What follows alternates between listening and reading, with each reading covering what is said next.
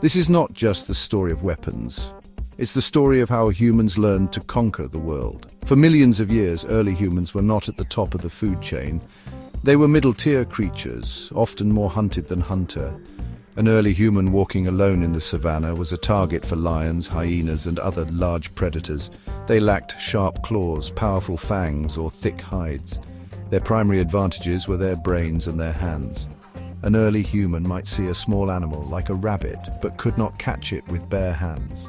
They might find a carcass left by a more powerful predator, but getting to the meat and marrow required breaking through tough skin and bone. This was a world of constant threat and limited opportunity, a daily struggle for basic survival against much stronger competitors.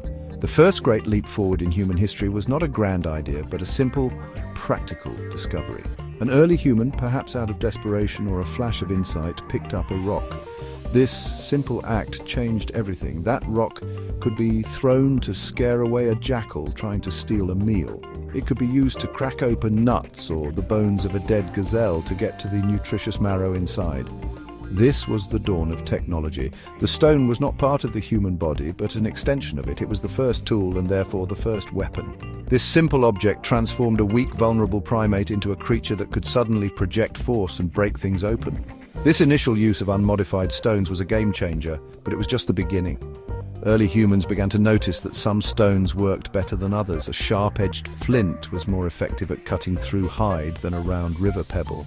A heavy, dense rock was better for crushing bone. They started to select stones not just for their immediate availability, but for their specific properties. This act of selection was a crucial cognitive step. It showed that humans were not just using what was lying around, they were thinking, planning, and understanding cause and effect. They were becoming engineers in a very primitive sense, observing the world and choosing the best tools for the job.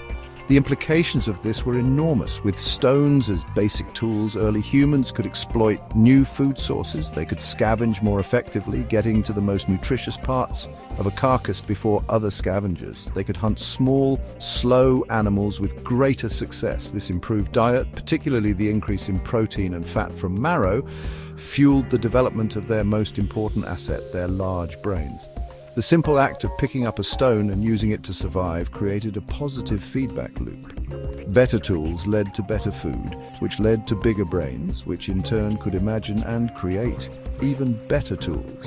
The first weapon was not just a tool for survival, it was the engine of our own evolution. The simple found stone was a revolutionary tool, but it had its limits. Throwing a rock required getting dangerously close to either prey or predator, and its effectiveness was often a matter of luck. The next great cognitive leap for early humans was the realization that they could improve upon nature. They did not just have to find the right stone, they could make the right stone. This led to the creation of the first deliberately crafted tools, such as the hand axe. By striking one stone with another, a process called knapping, early humans could flake off pieces to create a sharp edge and a point. This was a difficult skill that required patience, foresight, and a deep understanding of the material. These newly shaped stone tools were far more versatile than their natural predecessors. A sharpened flint could be used to butcher an animal with precision, separating meat from bone and hide from flesh. It could be used to dig for edible roots or to shape wood. The hand axe, often symmetrical and surprisingly ergonomic, was the Swiss Army knife of the Paleolithic era. It was a weapon, a butchering tool, and a woodworking implement all in one. The creation of such a tool demonstrates a significant change in human thinking. It was no longer just about using the environment, but actively shaping it to suit our needs. This was a profound declaration of ingenuity, a sign that humans were beginning to impose their will upon the world. The true revolution in weaponry, however, came from combining different materials. A sharpened stone point is useful, but it is far more deadly when attached to the end of a long wooden shaft. This combination created the spear. The spear was a monumental invention because it dramatically increased the effective range of a hunter or warrior.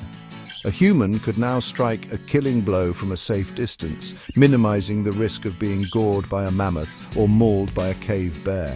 It concentrated the entire force of the thrust onto a single sharp point designed to pierce thick hide and reach vital organs. An individual with a spear was exponentially more dangerous than one with just a rock.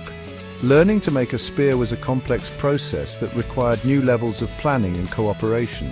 One had to find a straight, sturdy branch for the shaft and shape it, perhaps using fire to harden the tip or a stone tool to smooth it. One had to nap a suitable stone point, a specialized skill in itself. Then one had to figure out how to attach the point securely to the shaft, using animal sinew or plant fibers as bindings. This was not a task for an individual acting alone. It was a community project. The knowledge of how to make the best spears would be passed down from one generation to the next, becoming a vital part of a group's cultural heritage and survival toolkit. Long before humans learned to create fire at will, they knew its power. They witnessed it in lightning strikes that set forests ablaze, a terrifying and destructive force of nature. For millennia, fire was something to be feared and avoided. The moment that an early human dared to harness this force was as significant as the first use of a stone tool. The first step was likely opportunistic, capturing embers from a natural fire and learning to keep it alive. This act of taming fire gave humans a powerful new tool. It provided warmth against the cold of the night, light to ward off the darkness, and a way to keep nocturnal predators at bay. The campfire became the center of human social life, a safe haven in a dangerous world. Once controlled, fire was quickly integrated into the human toolkit for hunting. Early hunters realized that animals were instinctively terrified of flames. They could use this fear to their advantage in sophisticated ways. A group of hunters could work together using torches to create a wall of fire and smoke. They could then use this fiery barrier to herd animals, like wild horses or bison, into a trap. This might be a narrow ravine, a bog, or a cliff edge where the panicked animals would fall to their deaths. This method allowed a small group of humans to kill many large animals at once, providing a massive surplus of food for the entire clan. Fire was not just a tool for herding, it could also be a direct weapon.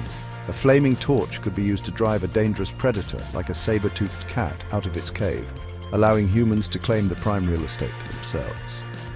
Spears could be made more effective by hardening their wooden tips in the embers of a fire, a process that made them almost as hard as stone. This simple technique of fire hardening meant that a deadly spear could be crafted even without access to good quality flint. In intergroup conflicts, fire was a terrifying psychological weapon. The ability to burn an enemy's camp or to use flaming arrows would have been a decisive advantage in early warfare. The use of fire fundamentally reshaped the landscape itself. Humans began to practice a form of fire stick farming, deliberately setting controlled burns in forests and grasslands. These fires would clear away old, dense undergrowth and encourage the growth of new tender grasses and shrubs. This, in turn, attracted grazing animals like deer and antelope to these newly cleared areas, making them easier to hunt. Humans were no longer just reacting to their environment, they were actively managing it to increase their food supply. The taming of fire was a testament to human ingenuity, turning one of nature's most destructive forces into a powerful ally for survival and dominance. Each new invention in the prehistoric arms race, the shaped stone, the spear, the controlled use of fire, had a profound impact on human society. These tools did more than just make hunting more efficient, they changed how humans lived, interacted, and saw themselves in the world. With better weapons, humans could take on bigger and more dangerous prey. Hunting a mammoth was an impossible task for a lone individual, no matter how brave. But for a coordinated group of 10 hunters armed with sharp spears and a deep understanding of their quarry's behavior, it became possible. This necessity drove the evolution of complex social structures. Success in a large-scale hunt required unprecedented levels of cooperation. It demanded communication, planning, and a clear division of labor. Some individuals might be responsible for making the weapons, others for tracking the animal, and still others for driving it into the trap. This kind of teamwork strengthened social bonds and required the development of more sophisticated language. You had to be able to communicate complex ideas like, "We will wait by the river and you will drive the bison towards us from the north." The hunt became a social ritual that bound the group together, and the successful kill reinforced the benefits of cooperation. The weapons were tools for hunting animals, but they were also tools for building communities. This newfound power allowed Homo sapiens to expand out of Africa and across the entire globe. Wherever they went, armed with their spears, tools and fire, they quickly rose to the top of the food chain. They outcompeted other hominin species like the Neanderthals, who may not have adapted as quickly or developed equally effective hunting technologies and social strategies. The arrival of humans in new ecosystems, such as Australia and the Americas, was often followed by mass extinctions of large animals. These creatures, which had evolved for millennia without a clever spear-wielding primate predator, stood no chance. Our first weapons made us the planet's apex predator. The legacy of these first weapons is therefore complex. They were the key to our survival and our global dominance. They fueled the growth of our brains, fostered cooperation, and enabled the development of complex societies. They gave our weak, soft-bodied ancestors the power to overcome beasts many times their size. However, these same tools of cooperation for the hunt could also be turned into weapons of war against other human groups. The spear that killed a bison could also kill a person. The story of weapons is the story of human power, our power over nature and ultimately our power over ourselves. It is a story that began with a simple stone held in a curious hand.